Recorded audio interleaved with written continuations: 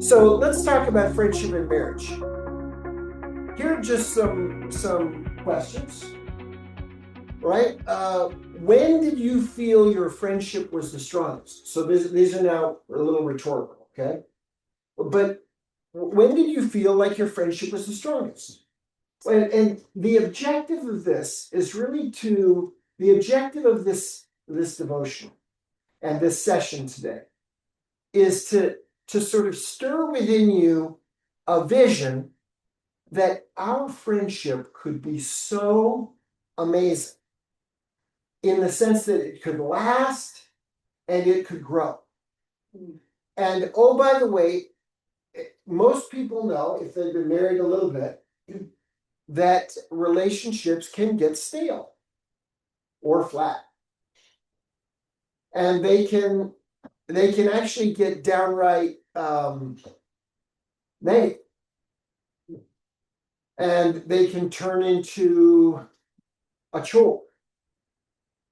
And we don't want that. We don't want that for anyone here. And you don't want that.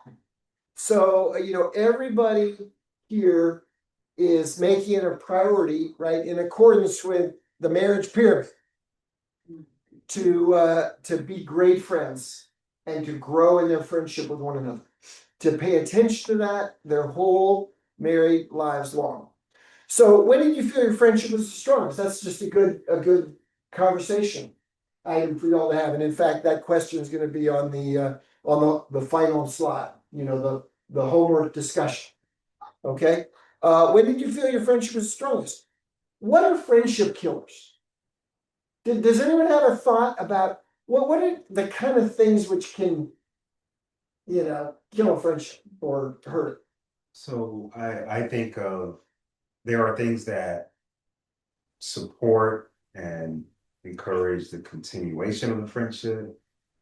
If you stop doing those things, then that becomes a friendship killer. I think Okay. you just fall off track or become inconsistent. That kind of Neglect. yeah. Neglect is a friendship killer because it just it meanders off track. Yeah. Okay. The not showing up, which kind of goes with neglect.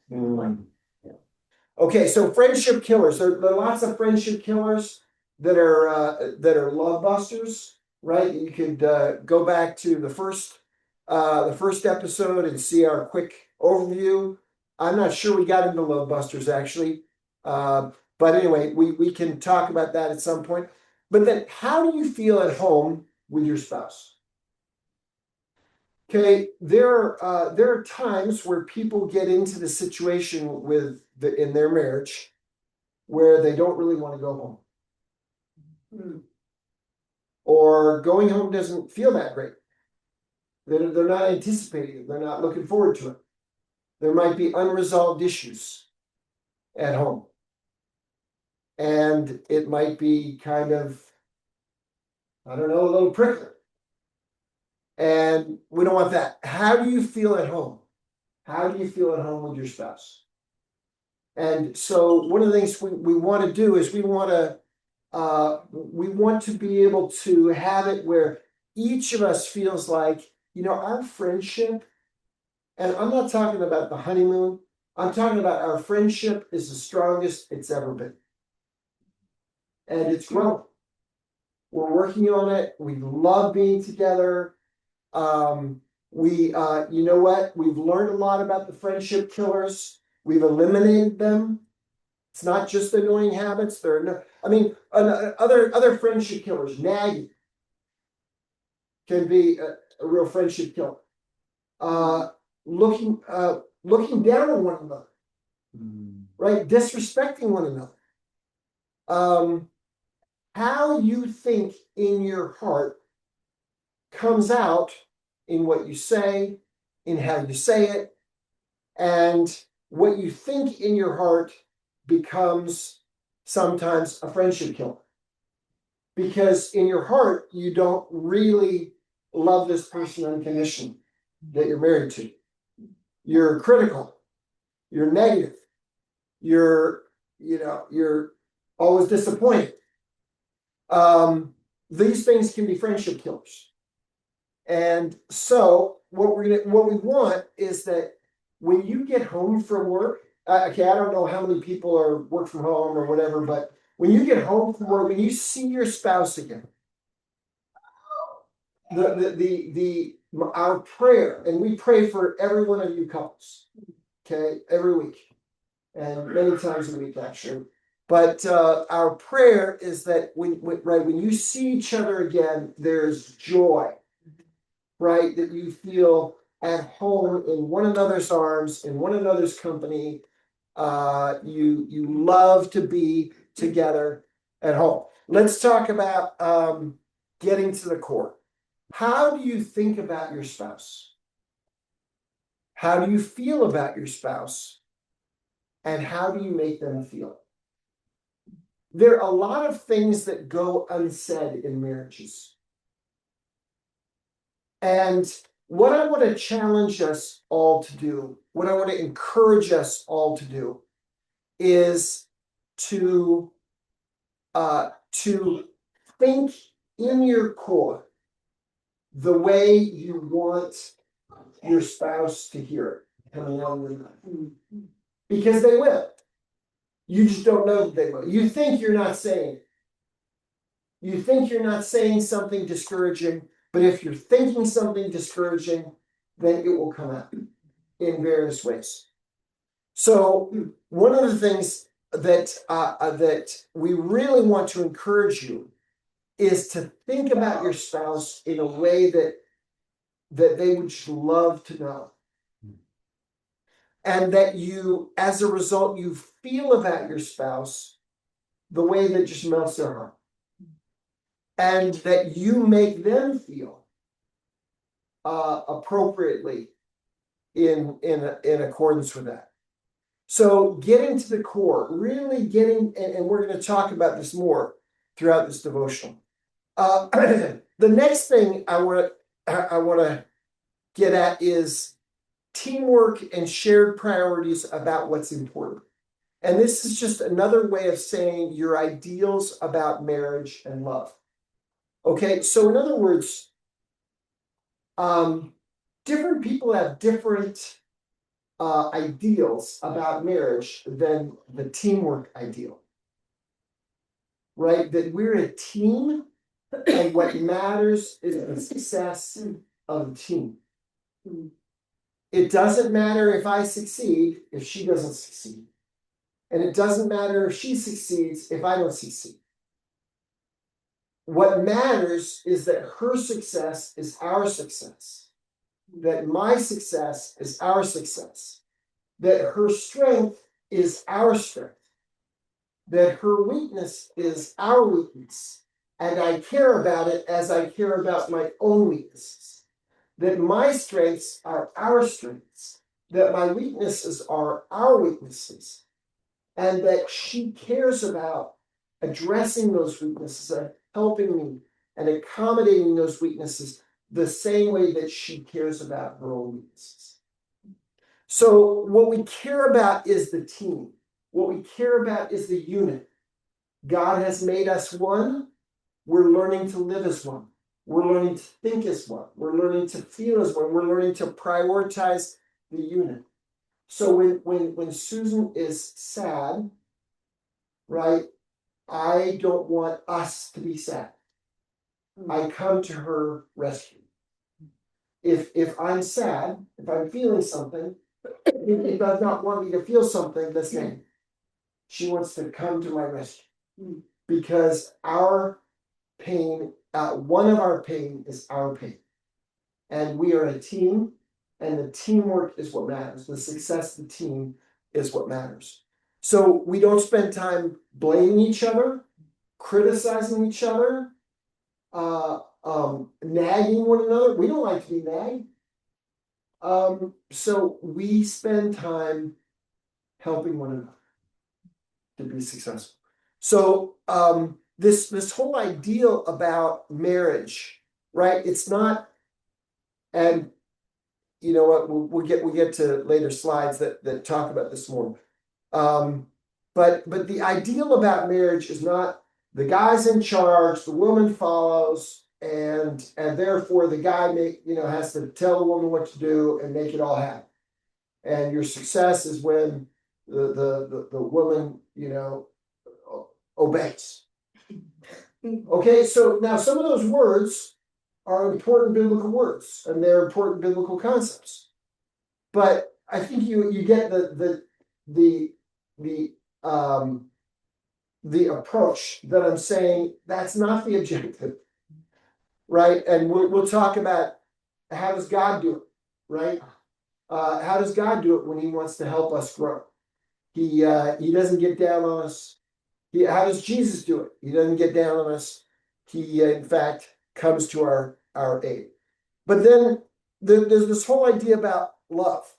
If you grow in these two areas, like a lot of the rest is just your working out your patterns of interaction. It's like, how do you work together? Remember that middle layer, it's all about partnership. It's figuring out how do we partner successfully. But your friendship has to be strong in order for all those partnership things to work. And oh, by the way, if I take a look at the words down that describe this bottom layer, right? How do I describe friendship in deeply spiritual terms, right? Selfless love, security, encouragement, companionship, common outlook. And I could throw other words like esteem and value and respect and so forth in there. This slide, I just copied it from last week. We talked about these things as important, these things in the friendship layer as being really important preconditions for really effective communication. That is, do you feel loved? Do you feel respected? Do you feel treasured? Do you feel honored? Do you feel admired? Do you feel valued? Do you feel esteemed? Do you feel understood? Do you feel trusted? Those are good words, aren't they? Yeah. I mean, if you felt that way, like Susan not only loves me because she has to, she actually admires me. She actually esteems me. And that's meaningful to me. That's really powerful to me. Or do you feel judged, dismissed, belittled, ignored? That I can come up with other words. Okay, so I just revisit that because we're talking about something very similar here. Okay, so here's a question. So think about this question before you jump to the verses. Okay. All right. Is it possible to think differently about your spouse without them changing? Okay, that's a rhetorical question. It's food for thought. Because and we talked, I think the first time, just about the first session about the importance of beginning with myself, right? In your marriage and growing in your marriage, it always begins with you. It always begins with you. Matthew 7, Jesus says, take the log out of your own eye before you worry about the speck in your brother's eye. So the point is here that if we're going to get down to the core and think differently about one another, here are two powerful verses. Okay, let's dig into them. Philippians chapter 4. And this is like the positive thinking verse in the New Testament. But let's read it. He says, finally, brothers and sisters, whatever is true, whatever is noble, whatever is right, whatever is pure, whatever is lovely, whatever is admirable, if anything is excellent or praiseworthy, think about such things. And then I think the next verse is, and the God of peace will be with you, or something like that. I may be mixing up my verses. But anyway, the point is, so here's something, and we talked about the glass half full last week as well. So there's overlap week to week. I hope you don't mind. Here's a question. Is there anything excellent and praiseworthy in your spouse? So many, What's that? so many things. So many things. So many things. And are those the things that are nearest and dearest to your heart? And are those the things which come out of your mouth? No, my mind is probably not all the time. Okay. I need to think about those things. Well, More often. And in fact, one of the things that we're going to talk about here is reassuring one another. Like, let them come out of your mouth. Yeah. You think, of course, I think all these wonderful things about how excellent or praiseworthy my wife is or my husband is. I just don't say it that much. Right. Okay, so you found an item. You found something to work on. You found something to grow it. So the fact is that that we tend to dwell on certain things in our heart and in our mind about our spouse. And sometimes those can be negative things instead of positive things. Yeah. And so what's really important is to spend time, right, with yourself, with God, doing the work, trying to figure out how do I think incredibly positive things about my spouse? Because as you think, that's how you feel. And you believe it or not, I mean, they don't need to change a thing. Yeah. Okay, they don't need to. And you can begin thinking differently about them and feeling differently about them. So sometimes I call this the expulsion of mental monsters. That sometimes I got complaints about my wife and I just dwell on it. And you know what happens? I end up then feeling bad. I end up feeling bad about my wife. And you know what's going to happen is I'm going to then say things which have an edge.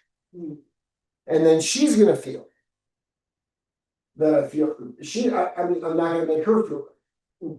So it's always the case that we need to be able to think differently about our spouse with what they've given us to work. Okay, we married them, and they're God's children, and there should be plenty of things that are excellent and praiseworthy about. How about over in Ephesians 5? Of course, Ephesians 5 is the classic, marriage scripture in the New Testament. So I'm just going to read it here, and this isn't the whole section. This is just the latter section. Husbands, love your wives, just as Christ loved the church and gave himself up for her. Now, wait, do you guys know who the church is? It's you. It's you and me and us. And if you know anything about you, you know you're a little bit messed up. And in fact, particularly in comparison to Jesus. Okay, in particular, in comparison to Jesus, you're a little bit messed up. And he's super patient with us, super merciful. So Christ gave himself up for her to make her holy, cleansing her by the washing with water through the word, and to present her to himself as a sort of a basket case, kind of a derelict, kind of messed up, with a few redeeming qualities. No, obviously not. The way that Jesus looks at us, and us individually and collectively as the church, is he looks at us as a radiant church. He looks at us without stain. He looks at us without wrinkle. He looks at us without any other blemish, but holy and blameless. In the same way, husbands ought to love their wives as their own bodies. He who loves his wife loves himself. This is that team concept again. It's and the other analogy, the other term besides team is body, right? That Jesus has made the husband and wife one flesh. He's made us one. He has made us one body. So that husbands should love their wives as their own bodies. And it's not common that we get mad at parts of our body that mess up. Okay, imagine the proverbial hammer, right? Striking the proverbial nail, and the right hand ends up missing with the proverbial hammer, hits the left hand fingers instead of the nail, and the whole body is on fire. Okay, with pain. But there's not an argument between the right hand and the left about who's at fault and who messed up and who shouldn't have been holding the nail like that and who shouldn't have missed. Okay, instead, there is one part of the body coming to the rescue of the other part in order to bring back healing, comfort, and rest. He who loves his wife loves himself. So, when we start to think, I've got problems with this spouse, this wife God gave me, or I've got problems with this husband God gave me. Well, the scripture says, right, when we love our spouse, we love ourselves. That the future of all good things, of many good things in our lives, it goes right through loving our spouse. If we don't love our spouse, we cut off our nose to spite our face, so to speak. Okay? After all, no one ever hated their own body, but they feed and care for their body just as Christ does the church. We are members of his body. Colossians chapter 3, verses 1 and 2 says, since then you have been raised with Christ, set your hearts on things above, where Christ is, seated at the right hand of God. Set your minds on things above, not on earthly things. The question is, can we really change what's in our minds? Or are we just being real? Okay? If we were just being real about Christianity, we might have some things to say about God, about how stinking tough this living is. But, and oh, by the way, this verse is not a marriage verse. It's not about marriage. What it is it's a verse about our hearts and our minds and about how we are in control of what's in our minds. We're in control of what's in our hearts. And we can set them on heavenly things. We can set them on noble things that are near to the heart of God. Now, let me ask you another question. Okay? Is it your job, or in fact, is it your goal to change your spouse? I think you know the answer to this question. It's not my job to change my spouse. Now, hopefully, you married man. Hopefully, you married someone who loves God. And therefore, they've got an unlimited potential trajectory of where they could go, where they could grow, what they could be. But it is not our job to change our spouse. Well, what about to influence them for the positive? Yes. Yes. That is an important responsibility that you each have. To influence your spouse for the positive. But it's not your job to change them. How do we go about doing this, influencing them for the positive? Do we go about that by control? Maybe manipulation? Surely that'll work. Am I right? Okay, you know what that does? That may accomplish an outward form, but what it does is it erodes everything in that foundation. And what you want to do is you want to build a relationship which has a great foundation and builds toward the top. How about with service, love, and patience? I think those are the methods of Jesus. That's how actually Jesus, even though he has all authority, and he will actually have to come back and judge us, okay? But the way that he goes about transforming us is a very long-suffering method of patience, of love, and of service. Well, how do I influence them for the positive? And a good question is, well, how does God do it? How does Jesus do it? How does the Holy Spirit do it? Because those guys have authority. And they don't control us. They don't manipulate us. What they do is, and I got a verse here I'm going to read. And I love this analogy. I love this analogy. And this is also not a marriage verse, but it is a verse about how Christians can influence other Christians for the positive. Okay? In 1 Corinthians chapter 3, verses 5 and 6, Paul is writing to the church in Corinth. And they're kind of divided about whether Paul's really a good guy. I mean, sure, he started the church there in Corinth, but he hasn't been there in a while. And they got this hot new preacher named Apollos, who they're really loving. And Apollos is doing all kinds of good things in Corinth. And Paul's writing this letter, okay? And he says, what after all is Apollos? And what is Paul?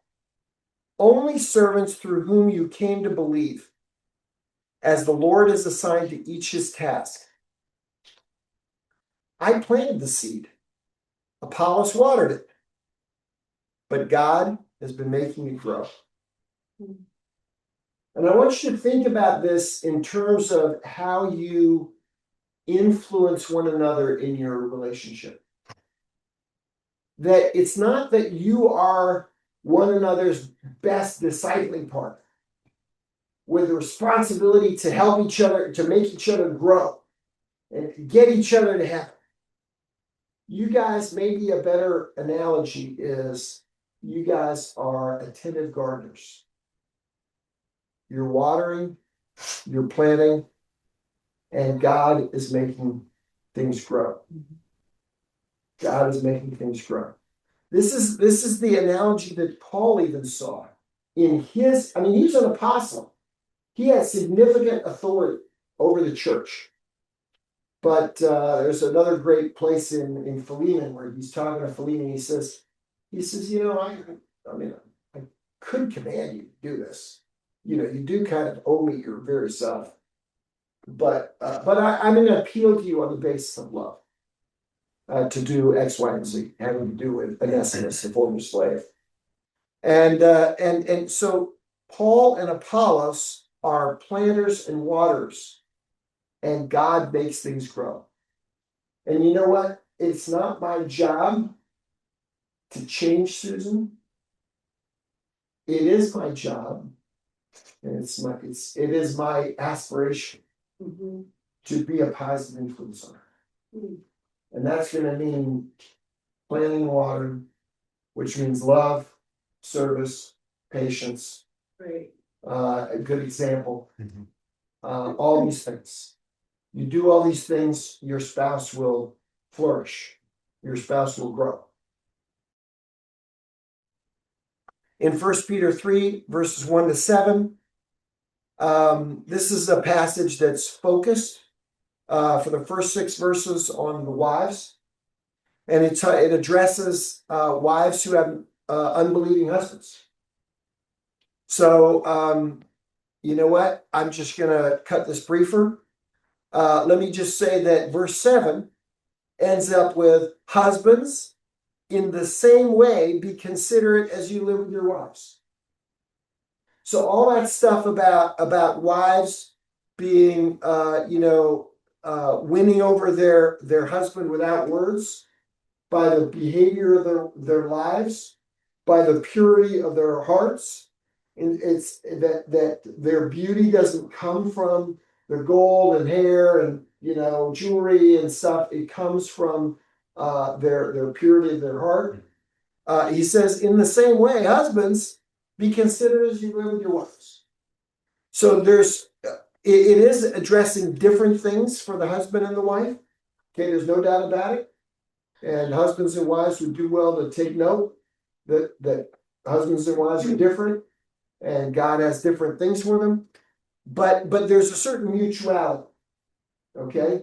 That husbands in the same way as the wives, what's important in the wives is the purity of their hearts, and that they win over their husband without words. Husbands, you also be considerate as you live with your wives. Treat them with respect, right? As the weaker partner. And we could talk about that, but we won't. And heirs with you, right? There's so much that's in common in God's sight between the husband and the wife. It's not that they're the same, it's not that they're equivalent, it's not that they have the same roles, but there's a lot that's similar.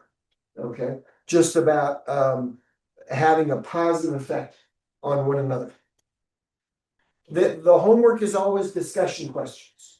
Okay, so this is not homework like you're going to be tested on, but it's homework like, are you looking for input? Are you looking for guidance? Then I suggest that you pull this out, more than once in the next 2 weeks, and that you use these discussion questions to talk with your spouse.